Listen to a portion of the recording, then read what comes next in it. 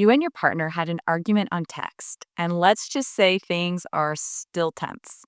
While your partner is taking some time by themselves, you're dissecting the conversation, word by word, emoji by emoji, desperately searching for some hidden meaning, some clue that you might have missed.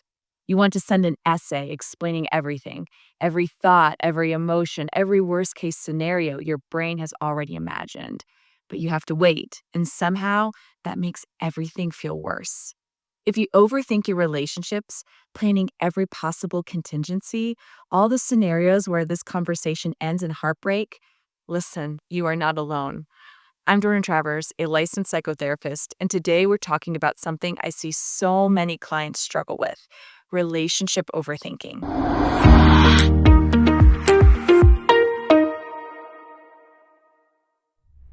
Why do people overthink in relationships? Well, that anxiety you feel when someone doesn't reply, it's not random. Your brain is desperate for certainty in an unpredictable situation. At its core, relationship overthinking is a mix of attachment anxiety and rumination. Your brain is just trying to make sense of emotional uncertainty. Let's start with attachment anxiety.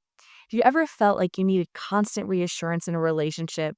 Like, no matter how much someone cares about you, there's always that nagging fear that they might leave?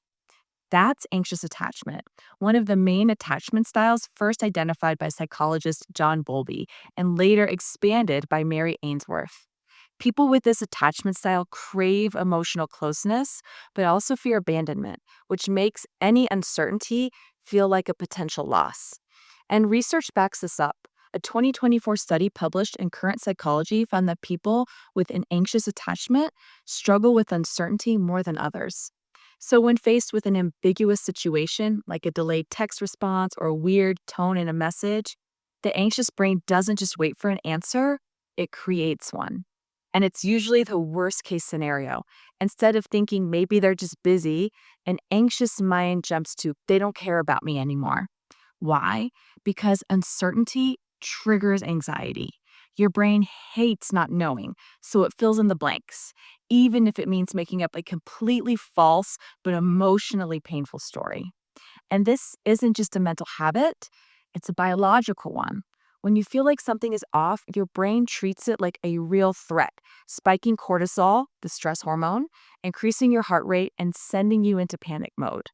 But hey, this isn't a personal flaw. It's just how your nervous system responds to emotional uncertainty. But this is just the start of the overthinking cycle.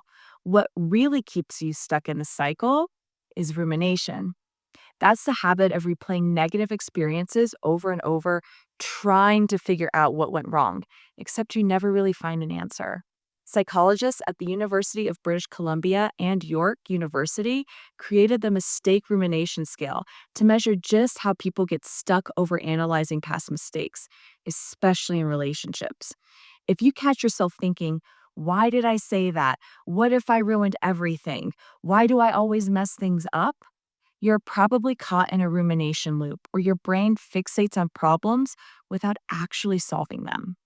And here's the truth: overthinking, it isn't problem solving. It might feel productive, like you're trying to work through your emotions, but in reality, you're just feeding your anxiety, making it stronger. Now that you know the real culprits behind your overthinking, how do you stop them? If you're an overthinker, you already know this. Telling yourself to stop, it just doesn't work. Your brain needs a new way to process uncertainty without spiraling into anxiety. So here's how some of my clients have learned to break free from overthinking. Step one, rewire how you think about the relationship. I once had a client in a long distance relationship.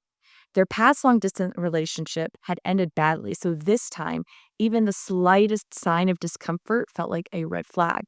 Every time their partner took longer to reply, every shift in tone, every small moment of disconnect felt like proof that history was repeating itself. And here's the thing: when you go looking for reasons why something won't work, you'll always find them. Their brain wasn't searching for reassurance, it was scanning for signs of failure. So I asked them, instead of focusing on what's missing, what if you tried focusing on what's already there? Together, we started to notice the positives instead of chasing invisible red flags. Things like how far they'd come together despite the distance, how much their partner actually brought joy to their life, how often they laughed and shared moments, deep moments of connection.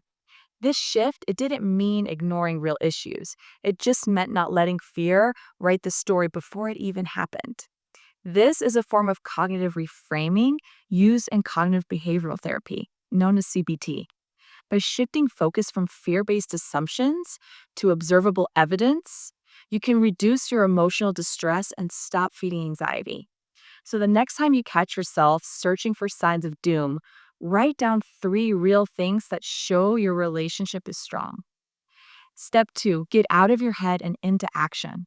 One of my clients told me something that made me feel so proud of their progress.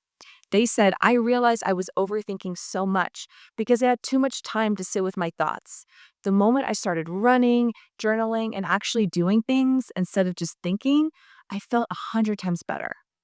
Overthinking traps you in your mind. The quickest way to break free is to move your body. Go for a walk, take a workout class, cook something, call a friend. Because even 10 minutes of movement reduces rumination and improves mood because it signals to your brain that you're not in danger. We've only scratched the surface of how to stop relationship overthinking. If you want me to cover more strategies, let me know in the comments because I'd love to make a follow-up video. And if you're ready to take control of your overthinking or you just want personalized guidance, you can book a one-on-one session with me. The link is in the description. And if this video helped you to understand why you overthink so much, hit the like button and subscribe because your support helps me keep creating content that makes a real difference. I'm Jordan Travers. I'm the Clinical Director of Awake Therapy, and I'll see you next time.